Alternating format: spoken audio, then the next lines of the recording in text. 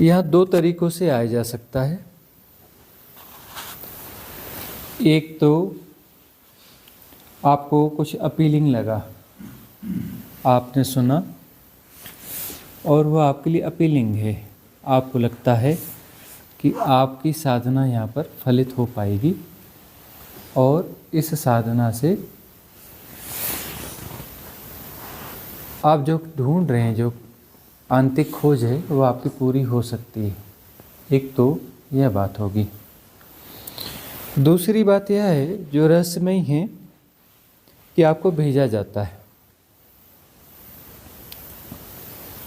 पिछले आपने जन्म लिए हैं, उसमें साधनाएं करी हैं। उन साधनाओं में पिछले जन्मों में आपके पास सद्गुरु हुए हैं, लेकिन आपकी साधना परिपूर्णता तक नहीं पहुंच पाई। तो जो सद्गुरु होते हैं, एक होते हैं गुरु, एक होते हैं सद्गुरु। सद्गुरु वह होते हैं जो अपने पीछे एक सिस्टम भी छोड़ जाते हैं, एक divine cosmic energy support system छोड़ जाते हैं। तो वह जो एनर्जी सपोर्ट सिस्टम छोड़ जाते हैं वह हेल्प करता है। वह तो मुक्त हो गए, उनका तो महापरिनिर्वाण हो गया। अब वह आपकी डायरेक्ट हेल्प नहीं कर सकते, लेकिन वह एनर्जी सपोर्ट सिस्टम जो है आपको हेल्प करता है, क्योंकि आप उनके रिजोनेंस में थे। तो वह जो है सेलेक्ट करता है आपके अगले जन्म में, अगली एरा में, कि आपकी साधना कंटिन्यू रहे। आपकी साधना कंटिन्यू रहे और कंटिन्यू रहने के बाद में सही जगह पर आपका फिर से रेजोनेंस बिठाला जाए, फिर से रेजोनेंस बिठाला जाए। उसके लिए जो है आपको पुश किया जाता है कि आपको कहाँ जाना है। वह संयोग बिठाले जाते हैं, बनाए जाते हैं। इसके अलावा अस्तित्वगत व्यवस्था भी रहती है कि आपकी साधना यदि इस लेवल की है, जिस लेवल की भी है, उस लेवल का आपको गुरु या सद्गुरु मिले आपकी पात्रता के हिसाब से, क्योंकि जो आपकी पात्रता है वह आपको अस्तित्व मुहैया कराता ही है। ऐसा हो नहीं सकता कि जो आपकी पात्रता है वो आपको न मिल रहा हो। जो आप जिसके आप पात्र हैं वो आपको मिल ही जाता है, दिया ही जाता है, तो भेजा जाता है। एक तो बुलाया जाता है और एक भेजा जाता है। बुलाया जाता है इन द सेंस कि वह रेजोनेंस बैठने के काबिल हो, उस रेजोनेंस की काबिलियत है, क्योंकि देशना मैच करती है, लेवल मैच करते हैं।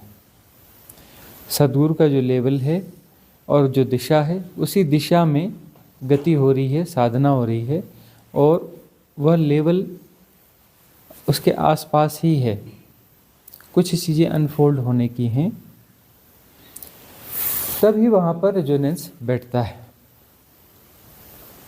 कुछ बैरियर्स हैं, कुछ छोटे छोटे बैरियर्स हैं, वह अटकाव डाल रहे हैं, और वो बैरियर्स वहाँ जा कर के टूटते हैं, तभी रेजोनेंस बैठता है। नहीं तो रेजोनेंस बैठेगा कैसे? कोई भी सद्गुरु कुछ बोलता है और रेजोनेंस बैठता है का मतलब यह है, उसके भीतर यह उठता है, अरे यह बात तो मेरी बात है, यह बात मेरी बात है। बस मैं भी यही कहना चाहता था, कह नहीं पा रहा था, लेकिन बात तो मेरी ही है। रेजोनेंस का क्या मतलब है कि बात तो मेरे अंदर ही है, लेकिन मैं कह नहीं पा रहा था, मेरी अभिव्यक्ति हो नहीं पा रही थी, थोड़ी स्पष्टता की कमी थी, लेकिन बात तो मैं यही कहना चाह रहा था, कह नहीं पा रहा था। उसे ही तो रेजोनेंस कहेंगे ना। रेजोनेंस का क्या मतलब है कि हमारी फ्लावरिंग होगी तो ऐसा ही होगा। आप वहीं आकर्षित होते हैं ना, उसी आध्यात्मिक सद्गुरु से आप आकर्षित होते हैं, या गैर आध्यात्मिक से भी आकर्षित होते हैं। कोई चोर है, कोई ठग है ना, कोई बिजनेसमैन है, किससे आकर्षित होगा? उसका रेजोनेंस भी तो बैठता है कहीं ना कहीं। जो वह करना चाहता है और नहीं कर पा रहा है, लेकिन कोई वैसा कर पा रहा है, तो वह रेजोनेंस बैठ जाता है। तो चोरों के भी अपने गुरु होते हैं, ठगों के भी अपने गुरु होते हैं, बिजनेसमैन्स के भी अपने गुरु होते हैं, सबके अपने गुरु होते हैं। कहाँ उनका आकर्षण है? कहाँ उनका आकर्षण है? उनकी फ्लावरिंग वहाँ होनी, उस कर्म में होनी। वह कर्म मुक्तिदायक है या बंधनकारक है, वो एक दूसरा मैटर है। तो यदि रेजोनेंस आपका है तो भी अच्छी बात है, और रेजोनेंस नहीं है तब भी आप आ गए हैं, मतलब पहुंचाए गए हैं, भेजे गए हैं। पिछली भावधारा आपको संदेश दे रही है कि यह वह जगह है जहां वह अधूरी साधना पूरी हो सकती है। जो चीज़ें अनफोल्ड होने की शेष रह गई थी, यहाँ अनफोल्ड हो सकती है। सही जगह पर पहुंचा दिया गया है, पहुंचा दिया गया है। अब फ्री विल है कि इसका फिर सदुपयोग कर पाते हो कि नहीं कर पाते हो। पिछले जन्म में तो नहीं कर पाए थे, तभी तो यहाँ मौजूद हो। मौजूद होने का कारण क्या है? पिछले जन्म की भी साधना थी और वह साधना फलित नहीं हो पाई, इसलिए फिर से जन्म हुआ है। फिर से जन्म हुआ है और फिर से सपोर्ट सिस्टम और अस्तित्वगत व्यवस्थाओं ने यहाँ पहुँचा दिया। अब फ्री विल है कि इस बार दांव लगाना है या नहीं लगाना है। दांव फिर अधूरा रखोगे कि पूरा करोगे? फ्री विल किस बात की होती है? फ्री विल इसी बात की होती है कि दांव अधूरा लगाओगे कि पूरा लगाओगे। मनुष्य ऐसा हो ही नहीं सकता कि वह दांव ना लगाए। मनुष्य होने का ये अर्थ है कि वह दांव लगाता ही है। कोई दांव जो है अधूरा लगाता है, कोई दांव पूरा लगाता है। जो अधूरा दांव लगाता है वह जस्टिफाई करता रहता है अपने आप को कि मैं ठीक चल रहा हूँ और जैसा मुझे करना चाहिए वैसा ही कर रहा हूँ, जबकि ऐसा जस्टिफाई कर रहा है और भीतर से वो जान रहा होता है कि दांव मैंने अधूरा ही लगाया है। कौन सी जल्दी है? कौन सी जल्दी है? देख लेंगे। और भीतर भीतर वो चाहता है गहरे में कि दांव पूरा ना लग जाए। खतरा है, खतरा है कि फिर मैं नहीं बचूंगा, इसीलिए दांव नहीं लग पाता। नहीं तो बाकी चीज़ें जो है, कठिन से कठिन चीज़ें बड़ी आसानी से हासिल हो जाती है ना। आसानी इन द सेंस मतलब उसमें दांव लगाना पड़ता है, श्रम करना पड़ता है, कर लेता है, पा जाता है ना। लेकिन यहाँ पर जो है दांव पूरा नहीं लगाता। बाकी जगह भय है, भय के बावजूद वो दांव लगाता है और पा जाता है सांसारिक चीज़ों को। भय के बावजूद लगा रहता है और फिर जो है सफल हो भी जाता है। लेकिन जो है यहाँ इस आध्यात्मिक यात्रा में वह दांव लगाने में सक्षम होता है। सक्षम तो है, यहाँ आया है कोई, सक्षम तो है, तभी तो पहुंच पाया है। दांव पूरा लगा सकता है। पात्रता का काफ़ी विकास हो चुका है। बची पात्रता के लिए यह माहौल है, तो चाहे तो अपनी पात्रता विकसित कर ले, दांव लगाए और पार हो जाए। लेकिन भीतर भीतर जो है साहस की कमी रहती है और वह साहस की कमी जो है रोकती है। वह साहस की कमी रोकती है और दांव पूरा नहीं लगाने दे पाती, नहीं लगाने देता है जो अंतर्मन है। अंतर्मन बैरियर की तरह काम करता है। मतलब खुद के प्रति ही बेईमानी है। क्यों? क्योंकि खुद को ही मिटना है। मन के दो हिस्से हैं, कॉन्शियस और सब कॉन्शियस माइंड, है ना। तो अब जो है एक हिस्सा कहता है कि दांव लगाना है और एक हिस्सा कहता है कि नहीं। तो नहीं कहने वाला जो है चालबाजियों के द्वारा नहीं कहता है, डायरेक्ट नहीं कहता। वो कहता हाँ हाँ साधना करेंगे। कहाँ है? बिल्कुल करेंगे, हाँ ऐसी साधना करेंगे। और साधना करते वक्त अपनी पूर्णता तक नहीं पहुँचने देता। वो जो माया महा ठगनी कहा है ना, कबीरदास जी ने क्यों कहा है कि वह जो दांव लगाने वाली जो बात होती है, तो वहाँ पर जो है मन पूरा दांव नहीं लगाने देता, और उसके बाद में उन सारी पद्धतियों को सीख लेता है, साधना की विधियों को सीख लेता है, और सीखने के बाद में उसकी प्रैक्टिस करो बोलता है। इसकी प्रैक्टिस करो, प्रैक्टिस करते करते धीरे धीरे धीरे धीरे हो जाएगा, और धीरे धीरे कभी पूरा होता ही नहीं।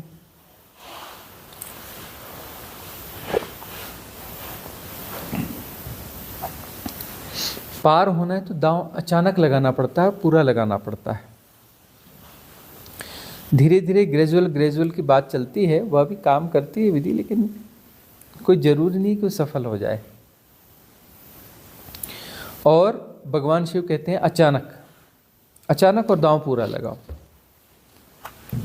शिव सूत्र में भगवान शिव जो कहते हैं वो क्या कह रहे हैं, जो भैरव तंत्र, विज्ञान भैरव तंत्र की विधियां हैं, उन विधियों में क्या है कि दांव लगाओ और पूरा लगाओ और अचानक लगाओ। ये अचानक शब्द का हमने प्रयोग किया है श्वास की विधि में, है ना। अचानक मतलब विदाउट एनी प्रिपरेशन, क्योंकि सारे प्रिपरेशन मन के, मन ने तैयारी करी तो वह असफलता निश्चित है। मन जिस चीज़ के लिए प्रिपेयर है वहाँ सफलता निश्चित है। देखते नहीं मन कहाँ कहाँ दौड़ाता है, और हमेशा पाते हो कि असफल रहे, है ना।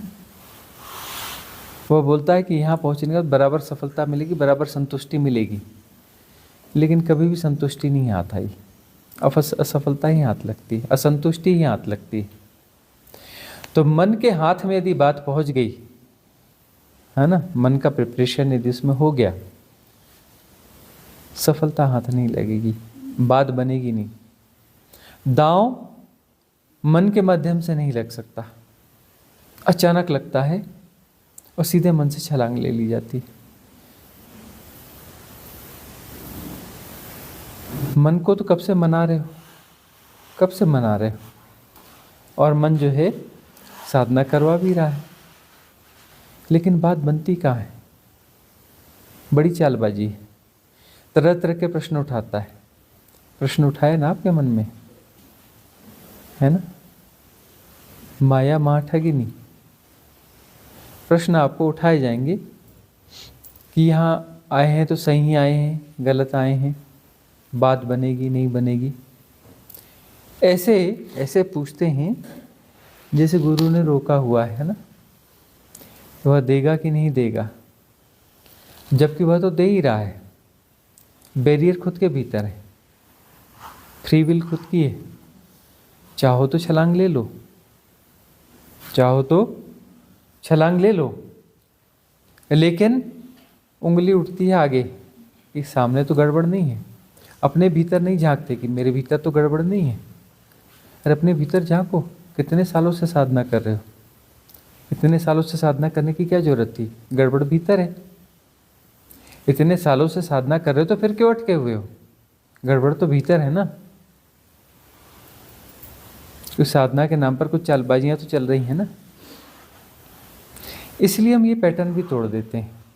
कुछ नियमित साधना करते हैं तो सुबह उठ के बिल्कुल साधना में बैठ जाते हैं, है ना, दोपहर में साधना में बैठ जाते हैं लोग, फिर शाम को साधना में बैठ जाते हैं, बड़े नियम से साधना में बैठते हैं, सारे नियम तोड़ देते हैं। कुछ लोग खूब भजन गाते हैं, है ना, हम उन्हें फिल्मों के गाने गवा देते हैं, तोड़ देते हैं पैटर्न, उल्टा पुल्टा सब कर देते हैं।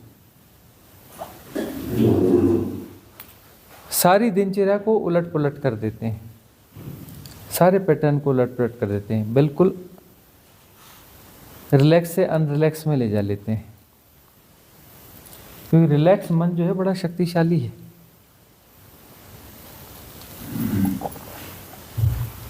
हम अनरिलैक्स में ले जाएंगे, उसके बाद अचानक रिलैक्स, वो रिलैक्स दूसरा होगा, अमनी दशा वाला रिलैक्स होगा।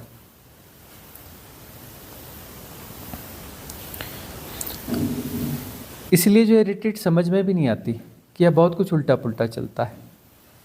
ऐसा लगता है कि कोई सेलिब्रेशन हो रहा है, कि कोई पार्टी हो रही है। रोज लगता है कि कुछ ना कुछ पार्टी हो रही है, बड़ा सेलिब्रेशन हो रहा है, कि कोई वो अपना ट्रैकिंग का कोई प्रोग्राम है, कि क्या है, क्या क्या नहीं है इसमें।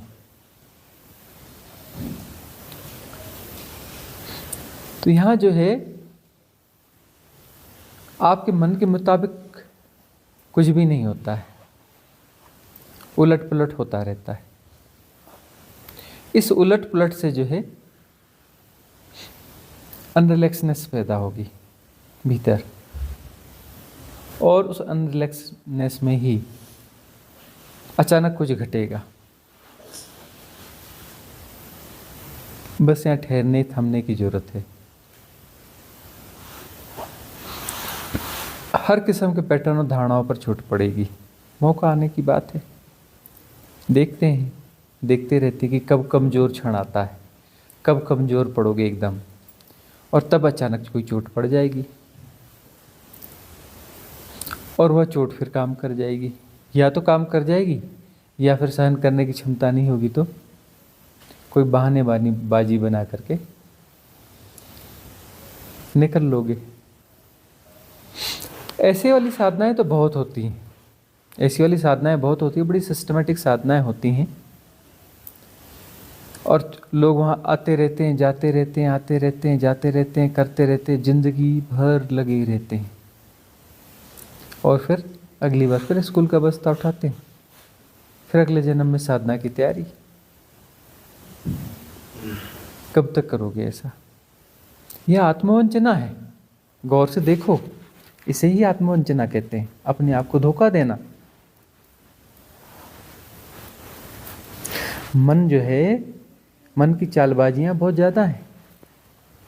मन की चालबाजियां मतलब कोई मन है वो भी चालबाजियां। मन यानी खुद तुम मन हो और तुम्हारी चालबाजियां हैं, है ना। हम कैसे थर्ड पर्सन में बात करते हैं, मन है ना, मन बड़ा बदमाश है, मैं तो ठीक हूं। अरे तुम मन हो और तुम ही बदमाश हो। जिम्मेदारी अपने ऊपर लेना सीखो, जिम्मेदारी अपने ऊपर लेना सीखो। तुम मन हो, तुम ही बदमाश हो। जब ऐसा हम लेंगे अपने ऊपर जिम्मेदारी, तब बात बनेगी।